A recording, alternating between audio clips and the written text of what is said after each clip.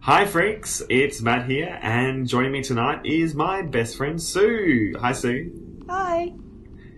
So tonight we thought we'd do something a little bit different, and we're going to be giving our top 10 favourite horror movies of the 1970s.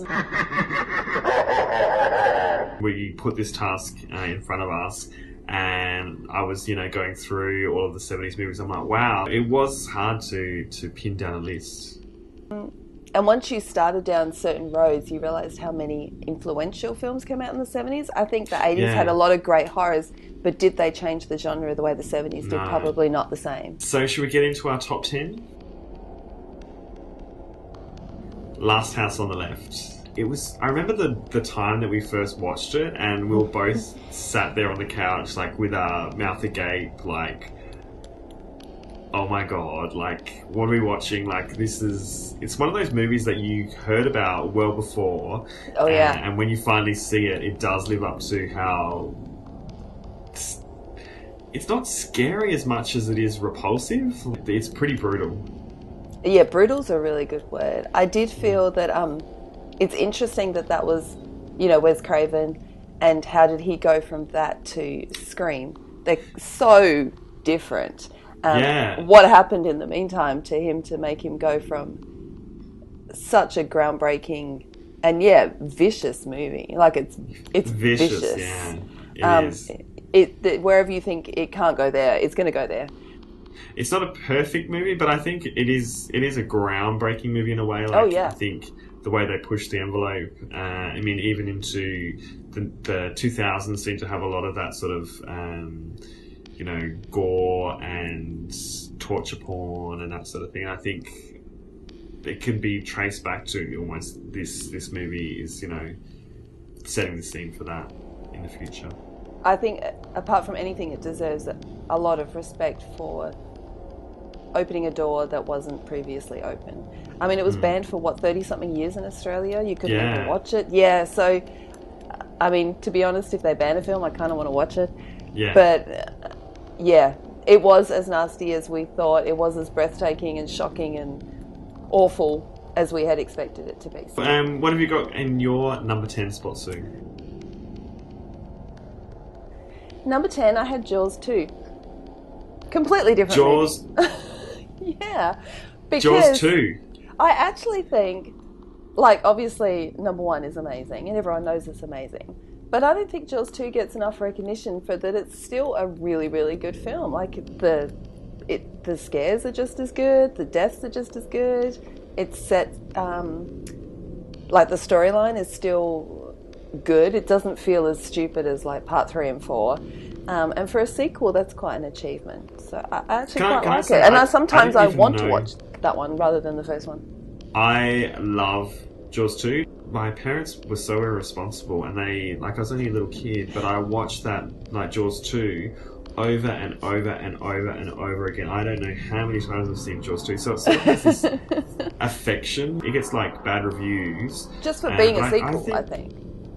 I think there's some, like you said, some really great moments, like that nice girl that's sort of helping is it Michael? Trying to get him out of the water, and then she gets eaten by the shark. And I always think about the bit with Tina on the boat and him swimming towards it. That's so good, that scene. Swim, Eddie, swim! Right? And because she's the beauty queen, they could have set her up as this bitchy, but she's, person, but she's not. She's a reasonable, decent human being, and she's just there having a nice time, and then that happens and she's all shaken and I think it was quite an achievement, particularly for a sequel.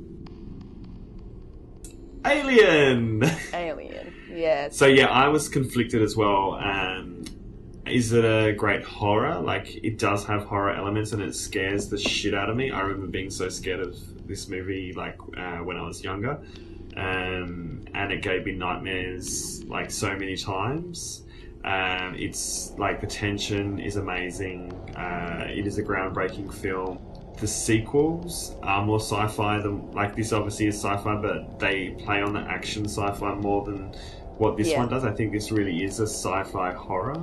It sort of sits out on its own, so that's why I included it in my 9th spot.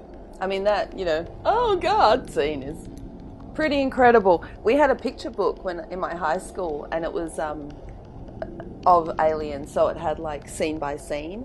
And this is before I'd even seen the film, and I was obsessed with that bit. I think I turned to that bit so many times that it just fell open to that bit after a while. Like, so when I saw the film, I already knew that scene was going to happen. Of course, I wasn't prepared for the amazing cat shot, which always gets me. That is like what just popped into my head then when you said picture book. I'm like, oh, would it have that cat shot? You know, yes. You know, where the cat's lit up after that guy gets skewered in the backside with the alien's tail. I love that there's like this moment of beauty in the middle of this truly horrific thing. Because that like shot of the cat with the light reflected is the stunning. sound of the chains like clanking, it is beautiful. Yeah, iconic. Invasion of the Body Snatchers. So another, is it Jessica Cartwright? Yeah, you're right. Yeah. Oh god! Oh no, but I'm a fan of hers. I love her. I love her voice. It's because I keep thinking of the two scenes: the scene with the dog face, and the scene with Donald Sutherland at the end. You know, pointing the finger and going, "Oh," because that bit is just enough to horrify me and make me like the film. Just that. Yeah. His acting is like so good, and how she's all, "Oh my god," you know, it's.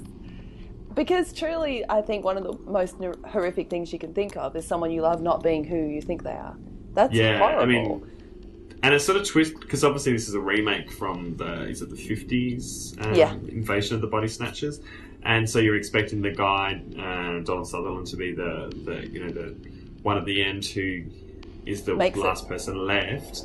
But it's sort of, I like the way it twisted what your expectations were. And like you said, because it's a remake, it could have really been bad, but I think it stands alone completely. They made it unique to the 70s and the 70s sensibilities and what they were more afraid of.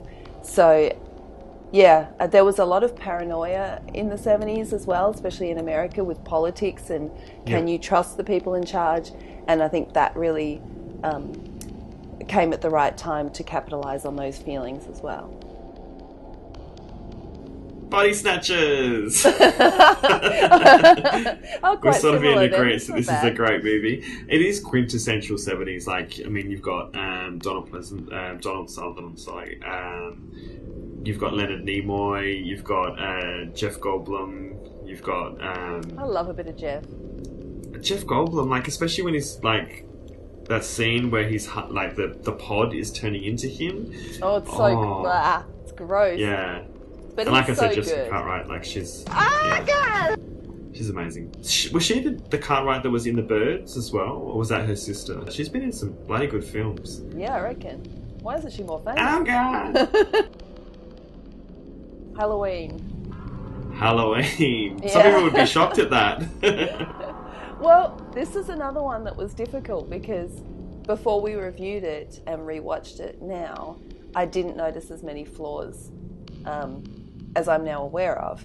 However, I cannot deny that it's highly influential and very iconic and is an important film. Like, it had to be made to lead to all the other films that have happened. And it's not a bad film by any stretch, it's just not as good as I thought it was.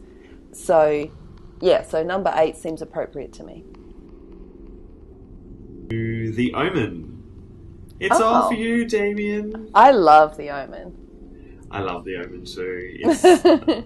We love that. I remember us we were just obsessed about that scene where Damien is on his little scooter and knocks the mum off the second story landing, and they do this cheesy shot where she's obviously, they put the background, the floor is actually on the wall with a fish tank that's smashed on the wall, and she does this fake How many times do we do that?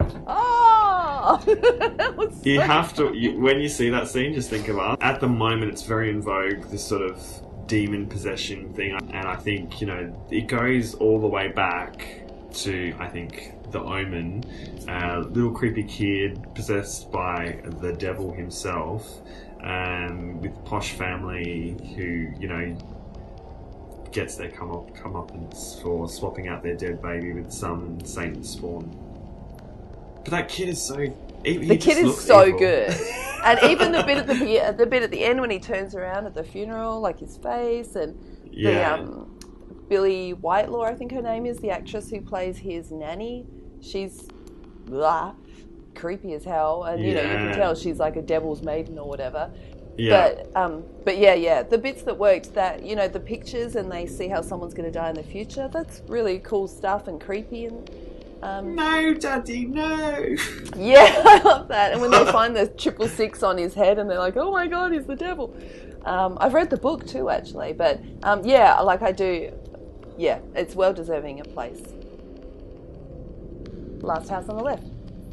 Oh. Yeah. Which we obviously have already discussed, but yeah, that's where I've put it. Halloween.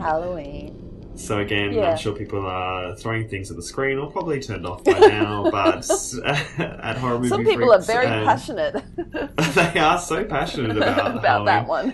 And I understand, like, it is an amazing film in that it did sort of kick off the whole slasher thing that went off into the 80s. It does have some amazingly creepy moments, but it is also interspersed with horrible acting, horrible characters that are total bitches that I can't really get behind, and is extremely slow at the beginning. Yes, it is. Yes, agreed. I mean, there are many, many flaws. There are also many great bits, but there are many flaws, and we can't ignore the flaws anymore. And hello, it's my number 6 spot out of the 70s horror movies, which, there were a lot of great horror movies made in the 70s. Yeah, that's good going, considering. So, number 6 isn't too bad. When a Stranger Calls. How did that... Oh my God, I love When a Stranger Calls. I can't wait for us to do a full review of that movie because it is amazing. Yes, scary as freaking hell. And it's so... Like, that was an urban... I'm assuming it's an urban myth and wasn't actually originally based on something real. I mean, it wouldn't surprise me if it was originally something real. But the whole, the killer is, spoiler alert, inside the house. That is like one of the worst nightmares you can imagine. And seeing his shadow on the wall and you're trying to get out the door and that's horrible. It wasn't polite little, have you checked the children and that's it. He would say stuff like, I want your blood all over me. And, all over me. All over me. That voice. Oh, Jesus. And because it's sweet Carol Kane and she's so beautiful and lovely and she's just having a nice little night babysitting and every time I watch Kimmy Schmidt, I always want to watch When a Stranger Calls. Yeah. I like horrors that you remember for years, and I will remember that stuff for years. I probably would still be checking that stuff 20 years from now. So that made a big influence, and I think it needs more recognition than it gets. That's the end of part 1 of our top 10 countdown of the best films of the 1970s. Subscribe to see part 2. Also comment, we'd love to hear your feedback on the countdown so far. Thanks for watching. See you later, freaks.